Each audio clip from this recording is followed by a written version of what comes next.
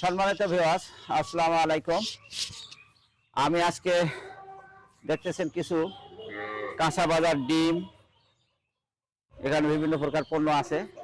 এইগুলো আমি রমজান উপলক্ষে, পবিত্র রমজান উপলক্ষে কিছু সুবিধা বঞ্চিত লোকের মাঝে, অবহেলিত লোক কিছু গ্রামে আছে, আমি জানতে পারলাম কিছু লোক রমজান মাসে কষ্টে জীবনযাপন করতেছে, তাদের ক্রয় ক্ষমতাটা অনেকে হারিয়ে ফেলছে। দর্শক, আসলে আমি আমার জায়গা থেকে এটাই দেখতেছেন, এলে দশ সামান্য আমি একটু আমার জায়গা থেকে আমি দিতেছি।